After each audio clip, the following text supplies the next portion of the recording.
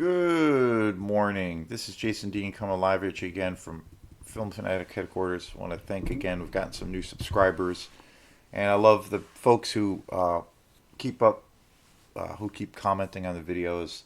Super fun. I can't do any of this stuff without you guys, so really appreciate it. Much love. So I just did I just uploaded a show. I probably will be on the channel today in a little bit. But I just uploaded a show on a really kind of wild and unique experience that I had last night at a gig with Osmia. We played at this house party, and it was a wacky uh, chain of events that happened, and the show ended up like having to get canceled. We did get a chance to play, but it was super weird afterwards. So yeah, check out that video. It was definitely a serious. Potentially dangerous situation, but it was something that I won't soon forget. So it was a first time for everything. So check that video up out when it's up. Pretty wacky. Anyway, I wanted to do a show because I just recently watched an interview that was actually really a really interesting interview with writer director Eli Roth. And he has a apparently has a new movie coming out, which is coming out next year. I think in the summertime, which is a new kind of sounds like a new kind of slasher film called The Ice Cream Man. And he was being interviewed. It's a pretty cool interview. I came across on YouTube where he talked at length about his whole career as an actor and especially as a director, his relationship with Quentin Tarantino, all the movies he's directed, and then all of those things, and all the different things that he's done. Uh, and again, it's weird. I like it, so it made me really think about who Eli Roth is. It made me think about the movies first and foremost that he's directed and that he's written, because he has, for the most part, he's written um, most of the movies that I know of that he's directed. And I don't know, he's a real interesting guy. I do love seeing interviews with him because I don't know, I have this complex thing around him. Because on one hand, I really respect him. He's a really smart guy.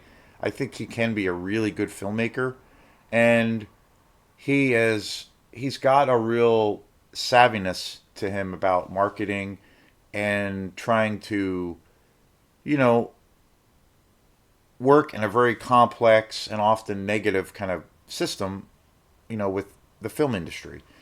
And he definitely has this kind of outlaw approach, or he definitely is driven by like an independent spirit, and which I admire. And the other thing that I really love about listening to him talk is he is a total like audiophile.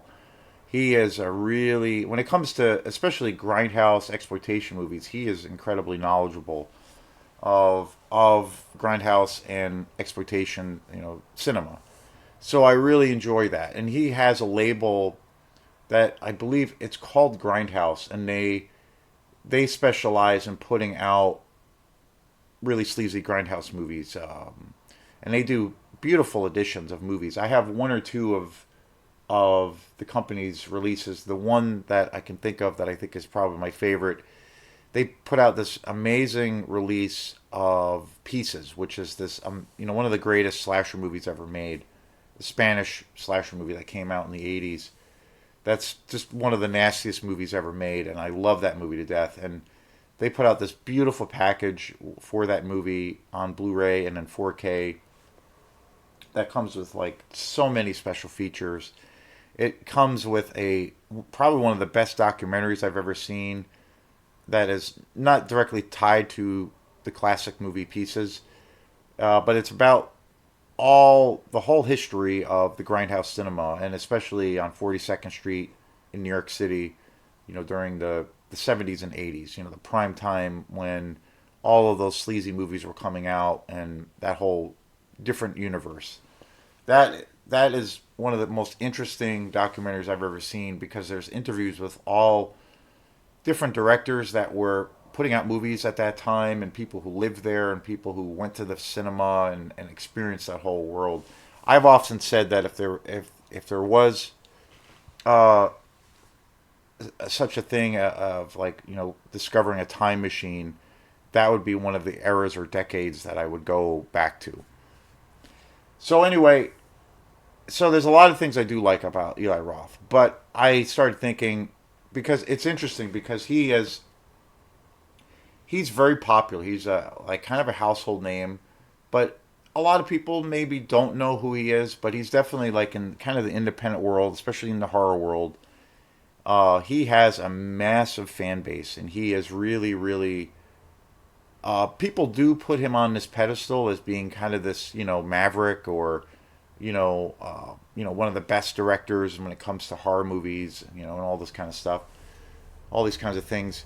And so after watching this thing, I like, again, I love listening to him talk, especially about his really unique angles on the film industry, and and when he talks about movies, it's usually always fascinating because he's so pretty. He's deeply knowledgeable about exploitation films, especially. So, but at the same time, I have to, like, it made me step back, and I'm like, okay, like, what does he actually put out there? Is he, like, do people, and a lot of people really put him on this high pedestal and regard him as being one of the best filmmakers, one of the best independent horror filmmakers around, and people really praise his movies all the time. So again, I don't like to, like, trash talk, and this isn't a trash talking kind of video, but it made me examine and think, okay, more or less the proof is in the pudding, and I started thinking about all the movies he's done, and he has put out a lot of films. He's starred in films, quite a few films as well. He's done a lot. He's been pretty high profile. And I started thinking, wow, is all the hype real? Is this, like, is he really that guy? And I and I base anything on, like, when I love a director, I usually love that director because there's a series of movies that they've done that are really, really great, and that there's a, substantial kind of body of work, and there's a consistency to that body of work. And I feel like when that happens with a filmmaker, because it's the hardest art form there is, making films. But when a certain filmmaker, regardless of the genre or style, like, they start accumulating a handful of movies, and then that grows into blossoms into more of a an amazing career. Like, that to me automatically commands respect. And a lot of the times, some new filmmakers kind of, like, blow their load with the first movie, and their first movie is amazing and incredible, and then it just kind of, you never hear from them again. And then I don't know what happened. They put out more movies, and everything is just, they're just not very good. And I don't know, like, there was a movie that came out, I can't remember the name of the director, but there was a movie that came out years ago called Eyes of My Mother, which at that time, when that came out, it came out quite a few years ago, and I can't remember the name of the director. But I bought that movie on Blu-ray, and that movie is just an astoundingly good and just fantastic horror film. Truly creepy and fucked up.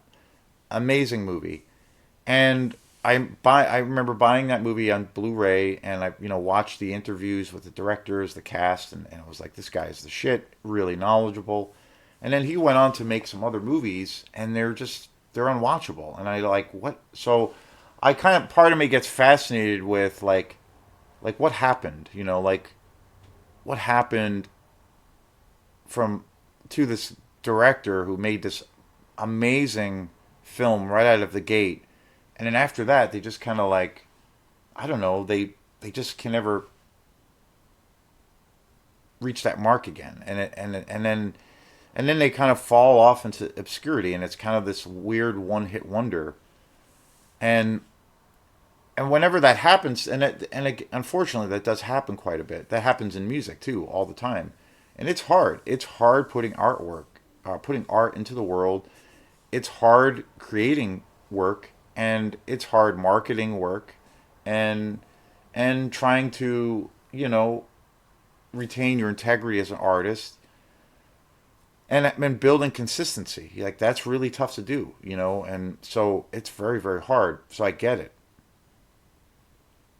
But a lot of the times when I discover a film or a director who that when that happens, I will kind of like not really come back around to that director and like put him on this pedestal of like, oh, he's one of the voices in modern horror. No, I feel like they have to have a body of work that proves that they do have longevity. They can put out really good movies, and they're being a consistency. I think Robert Eggers is a great example of that. Ari Aster. There's a handful of directors out there. Alex Garland, not so much now, but earlier on in his career, definitely has a great body of work.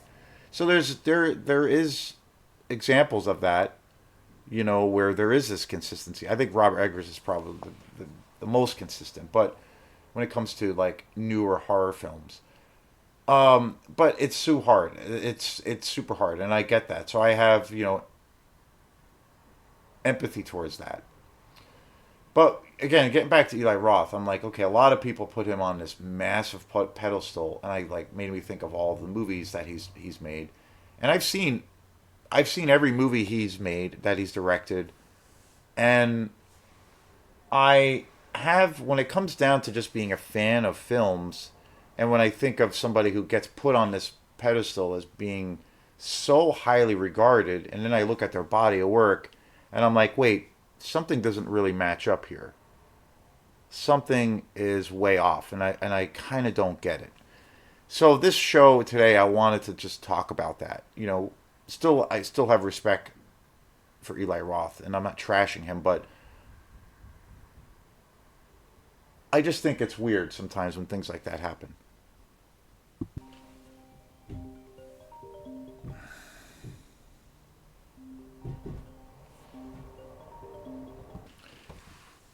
In 2002, which was the first film that Eli Roth put out, Cabin Fever came out.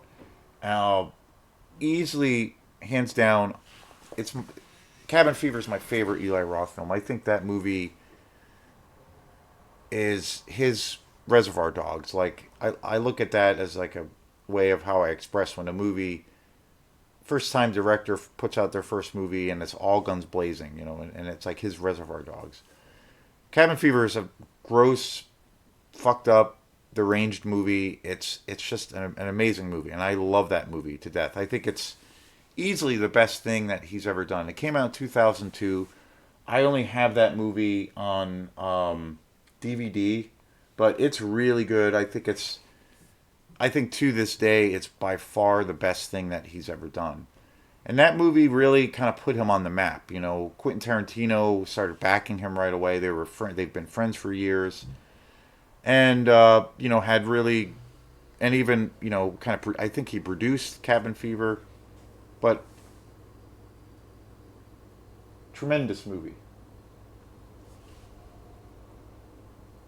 So Cabin Fever again, that really put Eli Roth on the table, and made him into a pretty big name. That movie, Cabin Fever, is a pretty huge film, and again, I really love that film. I think to this day, it's easily his best movie. I think at that time, I think it was one of the best newer kind of horror films, and very much, a lot of his films are, but that Cabin Fever, I think almost more so.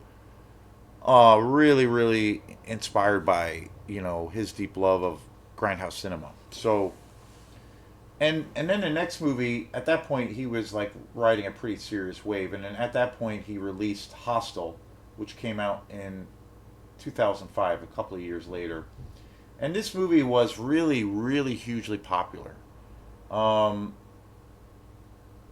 he also directed Hostel 2, And Hostel was a very controversial movie when it came out, but it was a huge hit. This movie really brought Eli Roth into the well, mainstream might be a big word, but it really brought his name into the forefront of modern horror at that time. And it also ushered in this term of torture porn. Like a lot of people think of this movie being the start of this new kind of subgenre of movies that include torture and porn, or torture porn, and with copious amounts of violence and gore.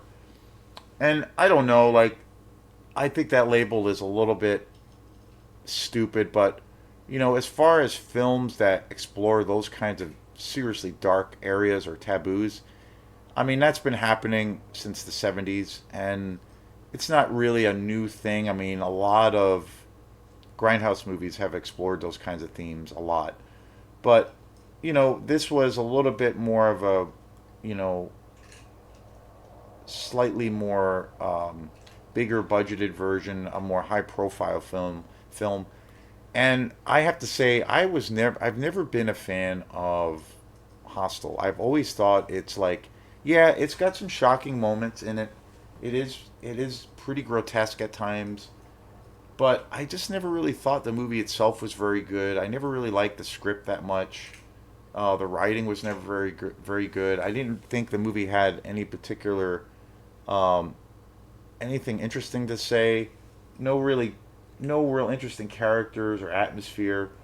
It was, it's. I felt like Hostel essentially was fell into this thing of like it was just too hyped up. And I didn't get it, and I thought it's style over substance. Not even really style, but yeah, it's got some nasty, gnarly parts and scenes in the film, kills. Uh, but I never thought the movie itself was very good. I thought everything else was pretty subpar. I thought this movie was so overly hyped. Again, Tarantino really did a lot for this movie. Not a big fan. I always thought this movie was so grossly overrated. And to this day, I think it's safe to say that Eli Roth is more well known for the Hostel movie than probably any of his other films. Like, ushering in this new subgenre of horror, torture porn, this whole thing, and it's just like it's kind of bullshit to me. It's kind of don't believe the hype. And then Hostel 2 came out, which I do believe he directed, which is actually a better film. I think the writing is a little bit better. It does have more of an atmosphere to it. It definitely has more of a European Italian kind of vibe to it, if you will. The kills are pretty creative. It is pretty nasty. I do feel like it is a better film than the original, and I kind of do like it. I do own both Hostel and Hostel 2 on DVD. Um, I do think it is better. It's a rare case where I think the sequel is better than the first one, only because the writing is better. It's a stronger story, better characters, better atmosphere, some pretty nasty kills. You know, but it's not a movie that I'm like praising or like putting out on this pedestal. I think it's much better. It nowhere's near as good as Cabin Fever, but it's better. It's an improvement, and I think it's better. Um, and in other films that he directed um, over the years, well, also he got a lot of acclaim for starring, being getting one of the lead roles in *Inglorious Bastards*, which is an awesome Tarantino movie, and Eli Roth stars in that film. He's one of the lead actors, and he's awesome in that movie. That movie is an amazing film. Um, it's a really great Tarantino movie, and Eli Roth is pretty amazing in it. It was the first time I'd ever seen him act in any kind of films at all before, and he's great in it, and it's an awesome movie. So, and it's showing a different side to Eli Roth as being a pretty good actor, and he's got good stage presence, and plays the Jew bear, pretty brutal, pretty sick. Awesome movie, awesome movie. And then shortly after that, he put out another movie starring Keanu Reeves called Knock Knock, which is like kind of a cat and mouse thriller slash horror film.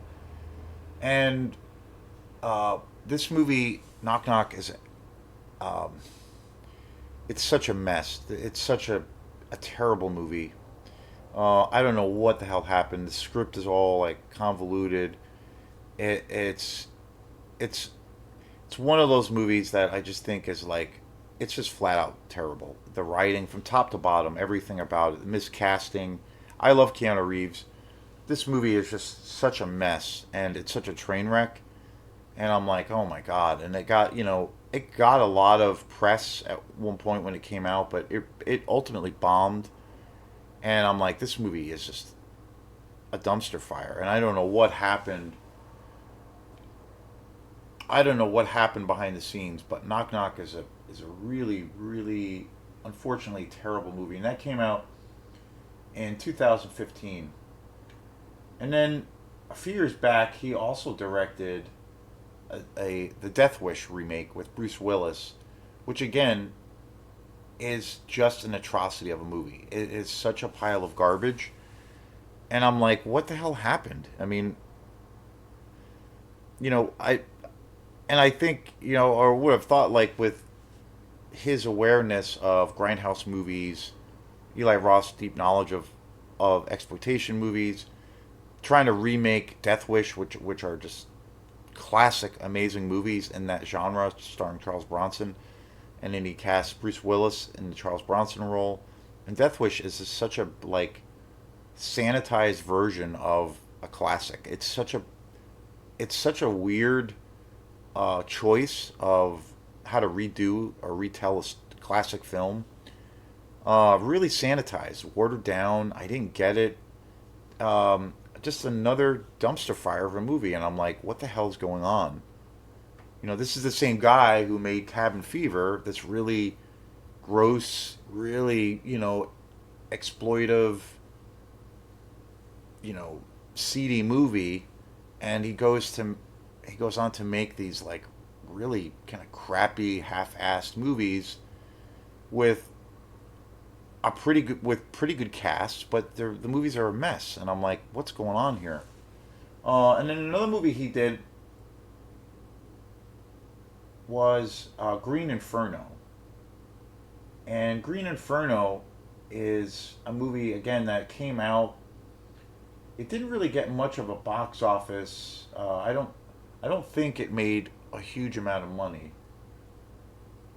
After he did Hostel, which was very successful in the box office, his movies have really, from what I gather, his movies have like not been box office hits. They have kind of tanked, and it's been gradually something that's been happening more and more. Um, Green Inferno came out in 2013, and this movie is kind of like his. I think he set out to make this movie in a way of like a tribute to like a lot of the classic Italian zombie cannibal movies. Cannibal Holocaust, Zombie Holocaust, all the classic films that came out in the 70s and 80s. The Italian films like dealing with cannibalism, and this is kind of like his homage to that genre, which is amazing, one of the best genres ever. But ultimately, like this movie, it's super kind of just there. It's kind of bland. I think it does have a third act, if you will, or a climax to the movie that it does get pretty gnarly and pretty graphic and pretty sick. But again, it suffers, I think, the same thing that like Hostel suffered from, where it's not really the movie itself. It's not really great. It doesn't really have any characters that necessarily stand out. I don't think the writing is very good. The atmosphere isn't very good. It doesn't have that, it doesn't deliver the goods. I mean, because I think, regardless of style, like every movie has to have something to say, good characters, pretty good story, great kills, and especially when it comes to grindhouse cinema. And it's got to have a little bit of a thing about it that's going to be pushing the envelope when it comes to gore or violence or sex. And it just didn't have any of those other elements that that commonly would make a movie good. Like it was just kind of mediocre. It was okay. It was all right. Not great by any means. And again, going back to Cabin Fever, just nowhere near as good. And I'm like, so this like continues the trajectory for at least me, where I'm like, okay, Eli Roth hasn't really made a good movie in years, even at that point since Cabin Fever, and yet his notoriety and popularity is like in the horror world, or the horror community, is like through the roof.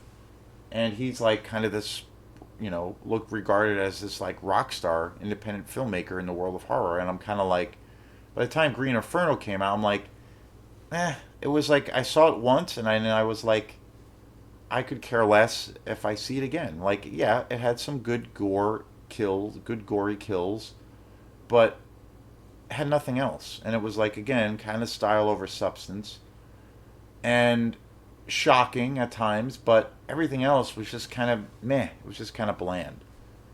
And at that point, that's when I started feeling like I don't really get this whole thing as to why people are putting Eli Roth on such a high pedestal, because at that point he, especially after Hostel, he really got a lot of clout and got a lot of power, and became kind of in the horror world, the horror community, more or less a household name. And at that point, when Green Inferno came out, I was kind of like, at that point, like, I don't know, this seems like kind of, there's a lot of BS going around here. And I kind of got into this feeling of like, well, don't believe the hype, like he's essentially made one really fantastic movie in his career as a director and a writer, and then hasn't done anything nowhere near as good since then. And I'm like, so why are people like, you know, putting him on this high pedestal? So it was weird.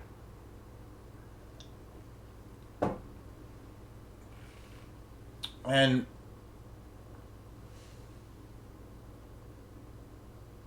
so, that was kind of what my feelings were about it. And kind of a real mixed bag. And then he did this other movie, which was like his first kind of, if you will, it's a movie. Well, I actually haven't seen it, but I've heard it's actually, um, I've heard from, I guess, pretty reliable sources that this movie is, again, just a total train wreck and a total atrocity. He directed this comic book movie, Borderlands, in 2024, which was a total disaster in the box office. It was like a big budget, big studio kind of superhero film.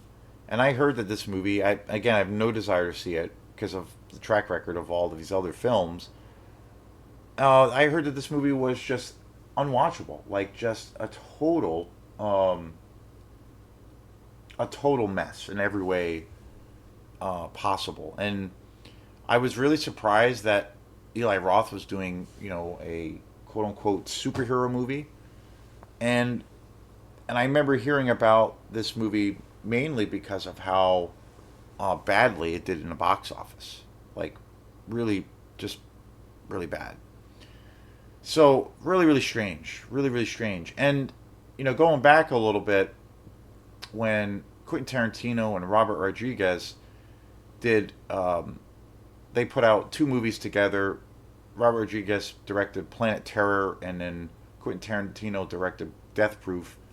And they released them both back to back in this kind of grindhouse, exploitation venture, where they picked like select theaters in the country, and you pay a ticket and you see both of those movies back to back. And I did get a chance to see both of those movies in the theater when they came out, and it was amazing. It was awesome. It was two movies, and it was posted. They were both, Rodriguez and Tarantino were trying to like capture that vibe of what it was like to go to the grindhouse cinema in the 70s and 80s, on 42nd Street. And back then you would pay a cheap ticket price and go to see two or three of these like super sleazy movies. And so that's what they were trying to recreate. And I remember going to see both of those movies uh, and at the Colonial Theater in Belfast, and it was awesome. It was totally awesome. Um, Planet Terror was absolutely amazing. That movie is just a masterpiece. That was directed by Robert Rodriguez, and I have to say, Death Proof is the only movie, for me at least, that was a total mishap, misstep by Tarantino. I did not like that movie at all, and in comparison, after Death Proof, it was super boring, and kind of it crawled up its own ass. It was still great to see in the theater, and I think that that is the only stain on Tarantino's career as a movie that he uh, kind of mishandled, and that movie is kind of a mess. I'm not a fan of that movie, but Planet Terror is amazing. But in between the movies, again, it was this whole thing of trying to replicate what it was like to be in the grindhouse cinema, the whole world. Part of the one of the magical things about of those decades were the trailers. The trailers were, in the world of exploitation, trailers were made to kind of make people excited, you know, showing copious amounts of violence or sex or gore in this like minute or 2 minute trailer, and that was going to entice the audience to like go see it. And that was a big thing, and that was one of the magical things of those decades, in particularly in the world of exploitation. So in between Death Proof um, and Planet Terror, they had all of these trailers, these like mock trailers that were made by Robert Rodriguez and Eli Roth, and I think one or two other directors. And they were so awesome. They were like they totally captured the whole essence of the 70s and 80s. It was awesome. Totally cool. And they had one for the two trailers that I remember that stood out was they had a trailer for Robert Rodriguez's Machete, and just so violent and just so badass and just amazing. And that eventually became a movie, and Robert Rodriguez actually put that out quite a few years later. And that movie's actually pretty good. I actually thought that movie was pretty awesome. The trailer was amazing, and it was like totally sleazy and violent. And then there was another trailer that I remember that stood out, which was for an Eli Roth movie called Thanksgiving, and it was this Thanksgiving themed slasher movie. And the trailer was absolutely uh, amazing, jaw dropping, and it looked so incredible, so amazing, so gritty, so nasty, so violent. And those movies came out. This whole kind of presentation was many many years ago, and it had been there was talk that that was going to eventually that Thanksgiving was actually going to be a movie, and that it was going to be put out and all of those things as an actual fully realized movie. And there were all of these kind of stops and starts and delays, and the movie never got released. And then last year, Thanksgiving actually got released as a full length film, uh, written and directed by Eli Roth. And it was this whole kind of ordeal of him actually making the movie and then getting it released and getting it distributed, and it was many many years, like almost 10 years or so after. And I saw Thanksgiving on DVD when it came out, and I think that movie's okay. Um, and I know, as a filmmaker, Eli Roth, like the trailer was pure grindhouse cinema, and he was trying to mess with people's expectations. Where when he made the movie itself, Thanksgiving, has elements of that cinema aesthetic, but it's very much done in a very, I don't know, kind of 90s, um, or I should say a very in a very modern context. It doesn't have that sleazy, dirty quality that the trailer had. Whereas the original trailer, was super nasty. And the movie itself doesn't have that, and he said that he intentionally didn't want to do replicate the trailer. He wanted to do something modern, but still make it a slasher film, making it contemporary. And he kind of wanted to and mess with people's expectations, and I get that. And because he wanted to like put it in a modern context, but ultimately, I don't think that movie. Again, that movie, I think it did fairly well in the box office. In his kind of in his world for his fans, and that movie was really hyped up a lot. And again, I thought that movie was okay. It had some good kills, um, but ultimately, I have to say, and it's been a year since I've seen the movie. I wish he did the trailer. I wish he shot the movie like he shot the trailer, because the trailer was amazing. It was dirty. It was nasty. It was rough. It was gritty. It was fucked up. It was hilarious. It had everything. And this movie just I felt like had nothing like that stood up. It had none of that dynamic quality that I saw in the trailer. And ultimately, it was kind of bland. It had some pretty gnarly kills. I thought the plot reveal of who the killer was in Thanksgiving was not very good at all. And again, it suffered from the same thing where I was just like, oh, don't believe the hype. It's like it's not really that great of a film. I mean, I just wish that when Robert Rodriguez eventually put out Machete, he very much kind of stuck for the most part to that nasty grindhouse vibe, and I think that's why that movie came out pretty awesome. But this movie for Thanksgiving didn't. It didn't have that, and it didn't have that gritty kind of atmosphere that you can almost taste it kind of thing. And I thought the characters were okay. I thought some of it was all right, but overall, and I thought the thing that was disappointing was, yeah, slasher films. It's a slasher movie. Slashers are my favorite, and slasher movies are kind of by nature formulaic. You have a group of young teens or young people that get picked off one by one by a mass killer, usually like at a camp or someplace in the woods or something at night. And and that's highlighted by really great creative kills, lots of gratuitous sex, all the things we want in a classic slasher film. But a lot of the classic slasher films,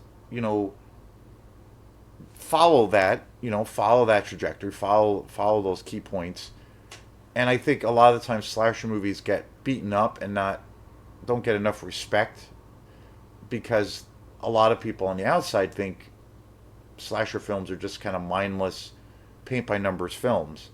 But being that slasher films in the world of horror and exploitation are my favorite movies, when you actually have seen a lot of these movies and you own them and you've seen them multiple times, I don't think that's the case. I think there is it was established by Black Christmas in the 70s as like the blueprint, the definitive kind of slasher film, and that acted as a blueprint.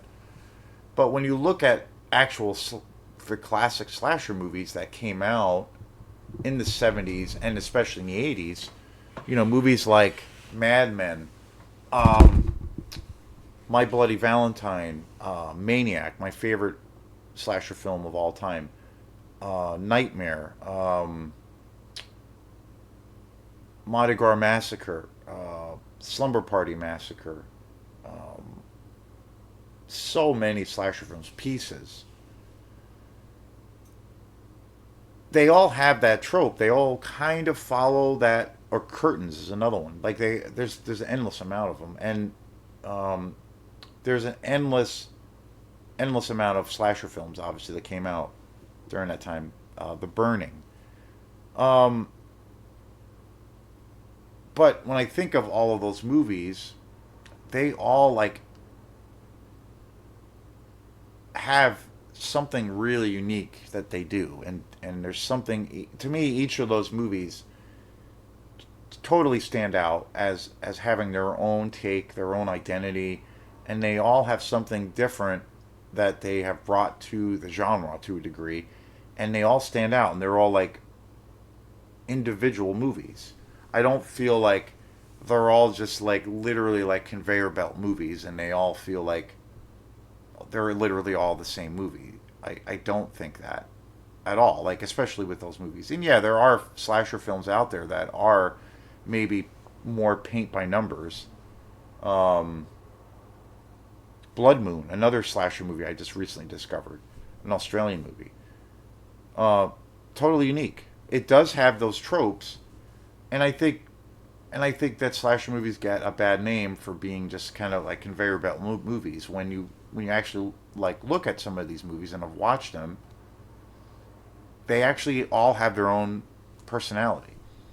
And I think like what Eli Roth did with Thanksgiving is he made it as straightforward as kind of paint by numbers as one can make. He took all of those kind of um, stereotypes of what a slasher movie is and literally made kind of this conveyor belt movie, which is weird and kind of ironic when you think about it.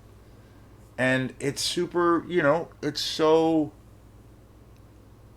straightforward and so predictable. Nothing really like yeah, I think the killer was pretty good. It has some creative kills, but other than that, I want atmosphere mainly for a slasher movie, and I felt like this movie didn't really have that. And I'm like, this again. This is continues the trajectory of like, why is Eli Roth regarded as this like god in horror films?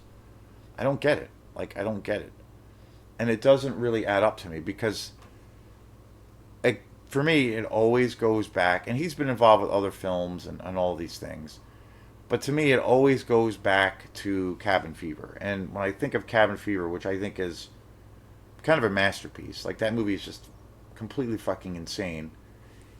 Everything else he's done since then is totally pale in comparison when you just look at it for what it is.